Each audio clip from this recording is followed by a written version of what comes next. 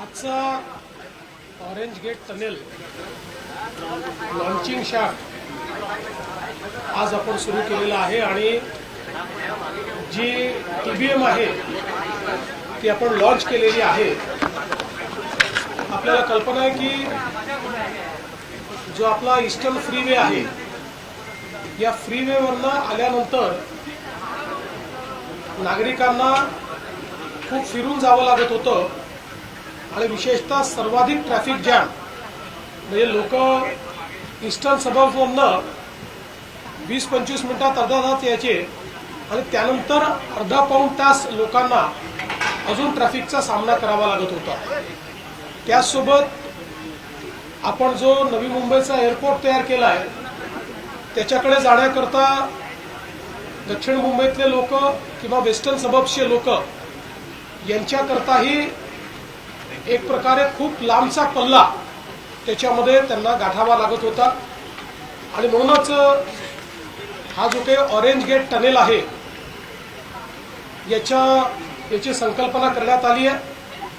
मुळामध्ये या ठिकाणी पहिल्यांदा ज्यावेळी उद्धवजींचं सरकार होतं त्यावेळी एक फ्लायओव्हरची संकल्पना मांडण्यात आली होती, मात्र आम्ही हा निर्णय केला की हा फ्लायओव्हर या ठिकाणी करणं जवळपास अशक्य आहे, कारण त्याकरता जो ट्रॅफिक थांबवावा लागेल तो थांबवणं शक्य नाही।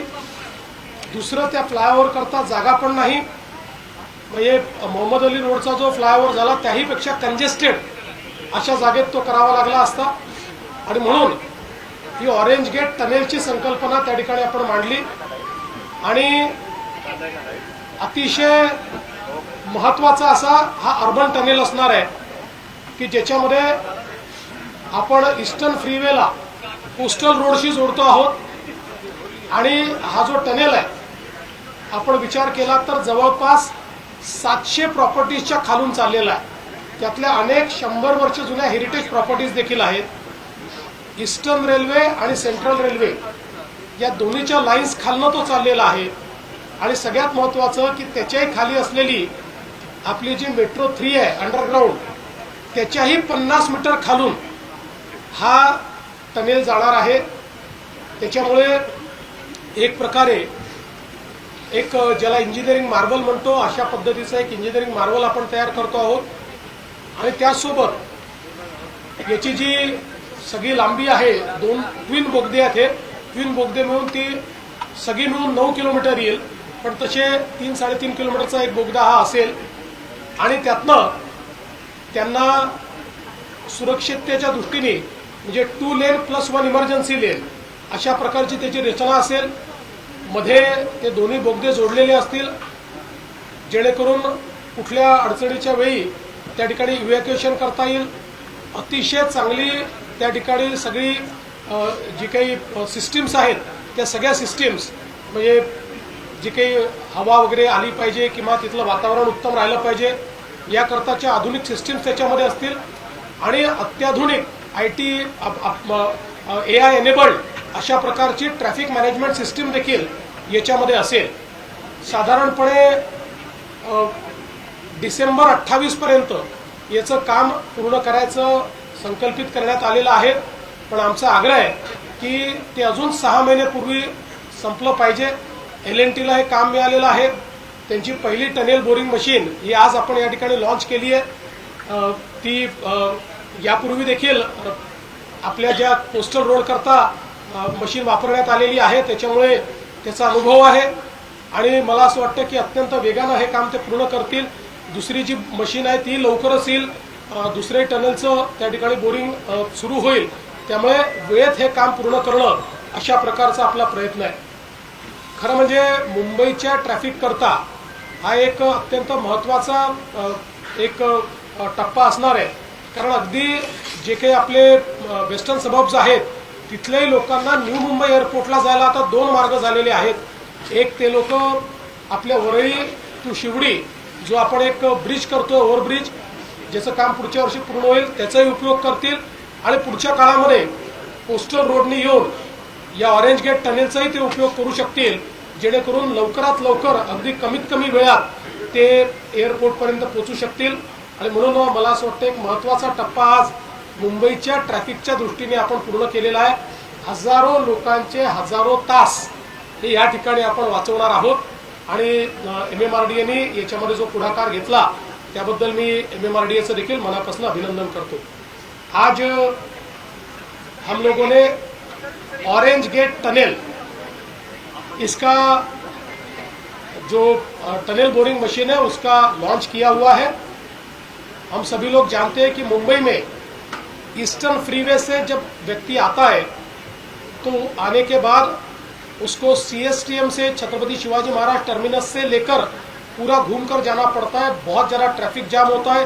किसी को अगर दक्षिण मुंबई से एयरपोर्ट जाना है, न्यू मुंबई एयरपोर्ट जाना है तो भी काफ़ी घूम के जाना पड़ता है.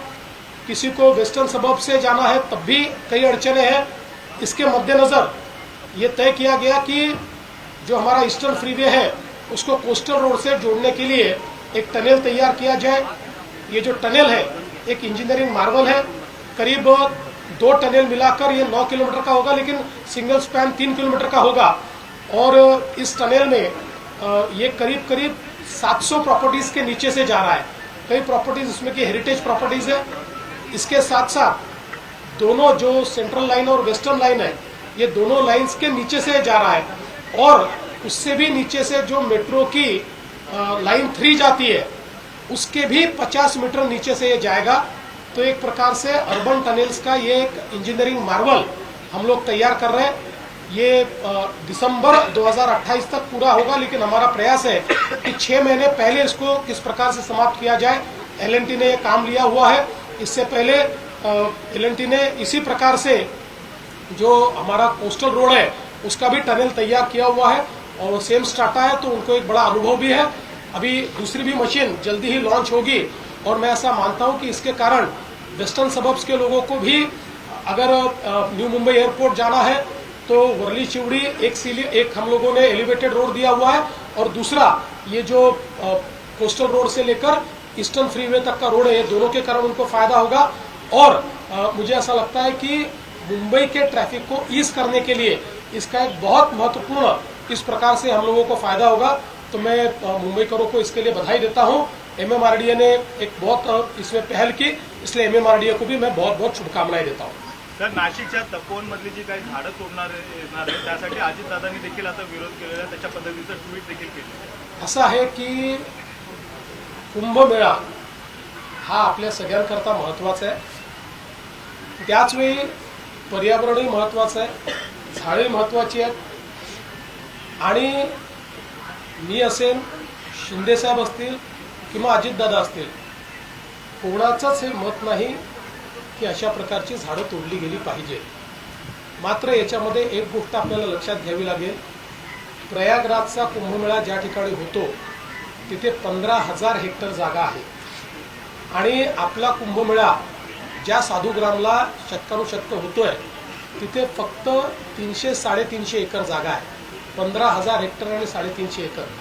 आणि ही जी काही झाडं आहेत, आपण जर 2015-2016चा गुगल मॅप बघितला त्यातलं कुठलंच झाड आपल्याला दिसत नाही.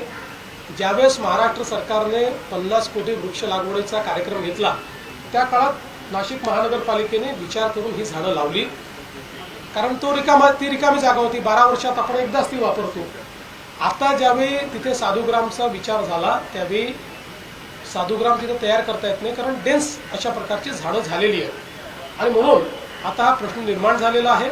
आता त्या संदर्भात मार्ग काढून कमीत कमी त्यातली झाडं कशी आपल्याला कापता येतील किंवा कापूच नाहीत, जी काही थोडी बहुत रिप्लांट करता येतील ती रिप्लांट करावी, जास्तीत जास्त झाडं वाचवावी, अजून काय अल्टरनेटिव्ज आहेत, अशा सगळ्या गोष्टीचा विचार आता त्या ठिकाणी चाललेला आहे. मला एवढंच वाटतं की विनाकारण या संदर्भात ॲक्टिव्हिजम करणं काही लोकांनी सुरू केलं आहे. काही लोक पर्यावरणवादी बनलेले आहेत. म्हणजे पर्यावरणवादी जे असतील त्यांच्याबद्दल मला फार त्यांच्याबद्दल आदर आहे. पण काही लोक राजकीय कारणाने देखील पर्यावरणवादी बनलेले आहेत. त्यांना माझं एवढंच म्हणणं आहे की कुंभमेळा हा निसर्गाशी साधर्म्य साधणाराच आपल्या संस्कृतीचं एक प्रतीक आहे. त्यामुळे यातनं आम्ही अशा प्रकारचा मार्ग काढू की ज्यातनं निश्चितपणे पर्यावरणाचाही ऱ्हास होणार नाही. पण काही लोकांना असं वाटतंय की कुंभमेळ्यात अडथळेच यावे, अशा लोकांना मात्र मी सांगतो की अडथळे आम्ही येऊ देणार नाही. तर केंद्रीय कृषी मंत्र्याने स्पष्ट केलंय की आतापर्यंत पावसामुळे झालेल्या नुकसानाचा अहवाल अद्यापही केंद्राला दिला नाहीये. केंद्राकडे मदत मागितली नाही महाराष्ट्र सरकारने. पुन्हा एकदा आपल्याला सांगतो की जी प्रश्न उत्तरं येतात ही 35 दिवस आधी सबमिट केलेली प्रश्न उत्तरं असतात. केंद्र सरकारने आपला त्या ठिकाणी जो काही अहवाल आहे तो केंद्राला दिलेला आहे. केंद्र सरकारने टीम देखील पाठवली, 2 वेळा टीम आपल्याकडे येऊन गेली. त्या टीमने त्या संदर्भातला अहवाल दाखल केलेला आहे आणि आता आपला अहवाल अंतिम टप्प्यात आहे. मात्र इन्फ्रास्ट्रक्चरचं जे नुकसान झालं त्या संदर्भात केंद्र सरकारने सांगितलं होतं की आमची टीम नंतर येईल, आधी कृषीची टीम येऊन जाईल. त्यामुळे इन्फ्रास्ट्रक्चरच्या संदर्भात जे काही नुकसान झालं आहे त्याची जी मदत आपल्याला घ्यायची आहे त्या संदर्भात त्यांची टीम अद्याप आलेली नाही. ती पुढच्या आठवड्यात अपेक्षित आहे. ती टीम आल्यानंतरच त्याचा अहवाल जाईल. कृषीच्या संदर्भातला आपला अहवाल गेलेला आहे. सर हिंदी में तपोवन को लेकर है कि जिसका साजिद सर सुनिए ना सर. आजचा दिवस मुंबई आणि महाराष्ट्रासाठी देखील अतिशय आनंदाचा दिवस आहे. आज या ठिकाणी ऑरेंज गेट ते मरीन ड्राईव्ह असा आपला बोगदा तयार होतोय आणि TBMचं आज लॉन्चिंग मुख्यमंत्री महोदयांनी केलं आहे. खऱ्या अर्थाने आपण अटल सेतूवरून आलो, ठाण्यावरून आलो, नव्या मुंबईवरून आलो की इकडे फ्रीवेच्या लँडिंगजवळ आपण सगळी ट्रॅफिक जाम व्हायची आणि त्यामुळे गेल्याच वर्षी झालेला अटल सेतू आणि प्रधानमंत्री महोदयांनी केलेलं त्याचं उद्घाटन, ती ट्रॅफिक इकडे आता येते आणि त्यामुळे ही ट्रॅफिक या ऑरेंज गेट ते मरीन ड्राईव्ह मुळे, या टनेलमुळे पूर्णपणे डिकंजेस्ट होईल आणि आपण marine drive, Churchgate, coastal road या सगळ्याकडे जाणारी जी वाहतूक आहे त्याला बराच वेळ लागायचा आणि ट्रॅफिक जाम व्हायची आणि त्यातून सगळ्या मुंबईकरांची सुटका होणार आहे. साऊथ मुंबईची देखील ट्रॅफिक कमी होईल आणि ईस्ट आणि वेस्ट हे एकमेकाला जोडलं जाईल. त्यामुळे हजारो लाखो मुंबईकरांना त्याचा दिलासा मिळेल. जसं मेट्रो 3 आपण केलं, मेट्रो 2A केलं, मेट्रो 7 केलं, एक एक टप्पा आपण पुढे जातोय आणि त्यामुळे देखील आणि ही खालून आपल्या जसं मुख्यमंत्री महोदयांनी सांगितलं की हा सर्व प्रकल्प जो आहे अगदी मेट्रो 3च्या खालून पण जातो आहे. त्यामुळे हा अतिशय आधुनिक पद्धतीचा हा टनेल आहे आणि मला वाटतं आपला कोस्टलला हात वापरला आणि ते काय त्याचं नाव मावळा होतं, मावळा.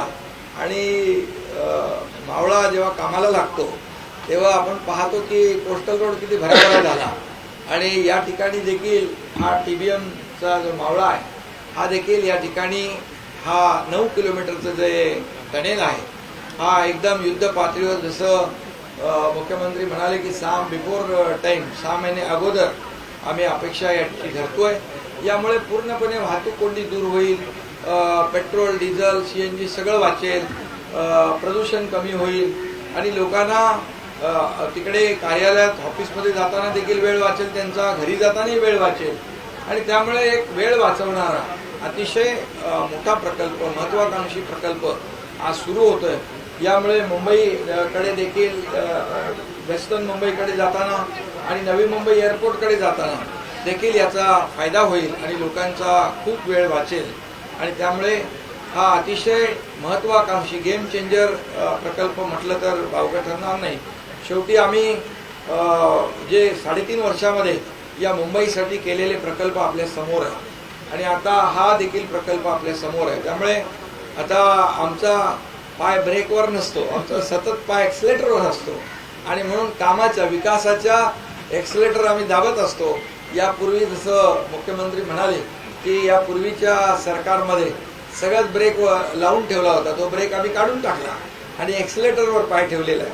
त्यामुळे या मुंबईसाठी जे जे काही करायचं, ज्या विकासासाठी जे करायचं, ट्रॅफिक कमी करण्यासाठी जे करायचं, ईस्टर्नची ट्रॅफिक, वेस्टर्नची ट्रॅफिक, हे मुंबईकरांना मोठा जो काही त्रास आहे तो ट्रॅफिकचा आहे आणि त्यामधून या ठिकाणी आपण भूमिगत हा टनेल करतोय. त्यामुळे वरून ट्रॅफिक जाते आहे, फ्लायओव्हरवरून ट्रॅफिक जाते आहे. आता टनेलमधून देखील मुंबईकरांना आपल्याला प्रवास करता येईल. जसं आपण कोस्टलचाही टनेल पाहिला आणि आपण विकेशित देखील टनेलचा जे काही आम्ही प्रकल्प करतोय MMRDAच्या माध्यमातून, त्यामुळे आता जमिनी खालून देखील वाहतूक कोंडी दूर करण्याचा हा एक मोठा प्रकल्प, मोठा प्रयोग आहे. आणि म्हणून मी MMRDAचे सर्व अधिकारी आणि त्यांचे सर्व कर्मचारी, त्यांचे सर्व इंजिनियर्स आणि L&T या सगळ्यांचं मनापासून मी अभिनंदन करतो. अतिशय उत्तम हा प्रकल्प हा सुरू होईल आणि एक मगाशी म्हटल्याप्रमाणे इंजिनिअरिंग मार्वल खऱ्या अर्थाने या प्रकल्पातून आपल्याला पाहायला मिळेल की मुंबईत देखील अशा प्रकारचे प्रकल्प जे आपण फक्त परदेशात पाहत होतो ते प्रकल्प मुंबईमध्ये होत आहे, याचा सगळ्यांनाच आनंद आहे, आम्हालाही अभिमान आहे. आणि म्हणून मी यासाठी जे काही सर्व सहकार्य करतायत, ज्यांचं योगदान यामध्ये होणार आहे, या सगळ्यांचं मनापासून अभिनंदन. शिंदे साहेब, काल मतदान पार पडलं आणि त्यामध्ये तुमचे जे आमदार मतदान पार पडल्या लगेच हे काम सुरू झालं. नाही पण मतदान पडल्या काम झालं, मात्र संतोष बांगर असतील, संजय गायकवाड असतील यांसारख्या आमदारांची जी कृत्य बघितली कालची, अरे जे लोकप्रतिनिधींनी आपण कसं वागलं पाहिजे हे ठरवलं पाहिजे. आणि निवडणूक प्रक्रियेमध्ये देखील या ठिकाणी निवडणूक प्रक्रिया लोकशाही मार्गाने झाली पाहिजे असं आमचं मत. मात्र बुलढाण्यामध्ये मोठ्या प्रमाणावरती बोगस मतदारांचा आरोप बुलढाण्यामध्ये मोठा आरोप झाला काँग्रेसकडनं की बोगस मतदार आणले गेले, त्याचे व्हिडिओ सुद्धा व्हायरल केले गेले, गुन्हा दाखल करण्याची आता काँग्रेस होती कुठे? प्रचारात तर दिसलीच नाही. त्यांनी तर आता पराभव मान्य केला, त्यांच्या पायाखालची वाळू घसरली, म्हणून आता फक्त कारणच शोधतायत, बोगस मतदान, हे मतदान. ठीक आहे, मला त्याच्यावर काय बोलायचं नाही आता. परंतु एकच आहे की काम करणारे लोक ज्यांनी काम केलं ते आम्ही सर्वजण फील्डवर होतो, पण महाविकास आघाडीकडून दिसत नव्हती. शिंदे साहेब, युतीमध्ये सगळं आलबेल आहे का? बऱ्याचशा बातम्या आल्या, तुम्हाला दोघांनाही प्रश्न. आता काय दिसतंय इकडे? तुमच्यातला अबोल्यावरनं बऱ्याचशा आता काय बातम्या आता काय म्हणजे काय काम नसलं तरी फक्त हसत राहायचं असं काय? अरे तुम्ही सगळे प्रश्न तुमचे, उत्तर तुमची, पतंग पण तुम्हीच उडवता. देखिए तपोवन के संदर्भ में मेरा मत, शिंदे जी का मत, अजित पवार जी का मत और सरकार का भी मत यही है कि झाड़ों को काटना ठीक नहीं है, कम से कम झाड़ उसमें से कटने चाहिए. लेकिन इसकी वास्तविकता भी हम लोगों को समझ लेनी पड़ेगी कि महानगर पालिका ने यह निर्णय क्यों लिया. तो प्रयागराज का जो कुंभ मेला होता है उसके लिए कुल 15,000 हेक्टेयर जगह है.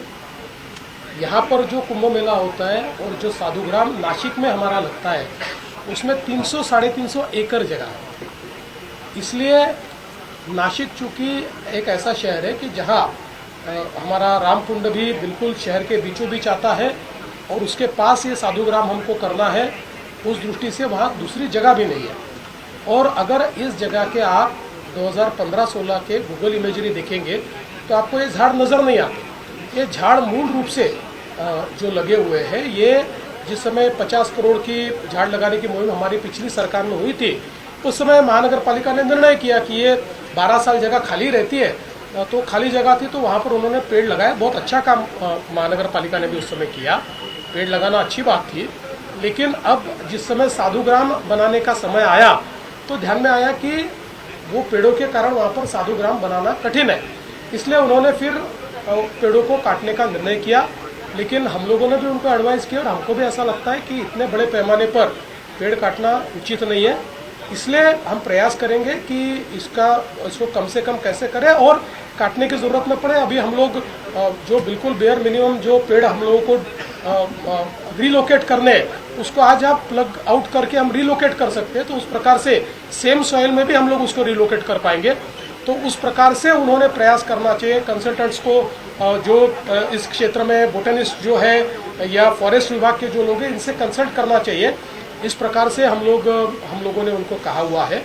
मेरा इतना ही कहना है कि इस पर जो राजनीति हो रही है वो राजनीति बहुत गलत है, क्योंकि कुंभ मेला एक हमारी बहुत ही प्राचीन ऐसी सनातन परंपरा है और कुंभ मेला ये एक प्रकार से हमारा जो एक पर्यावरण के साथ, निसर्ग के साथ हमारा एक जो रिश्ता है, इस रिश्ते को व्याख्यात करने वाला है. इसलिए कोई नहीं चाहेगा कि कुंभ मेले में हम पर्यावरण का ह्रास करें. उल्टा इस कुंभ मेले के निमित्त से हम लोगों ने क्लीन गोदावरी कार्यक्रम हाथ में लिया है और गोदावरी को पूरा साफ हम लोग कर रहे हैं, प्लांटेशन बड़े पैमाने पर कर रहे हैं।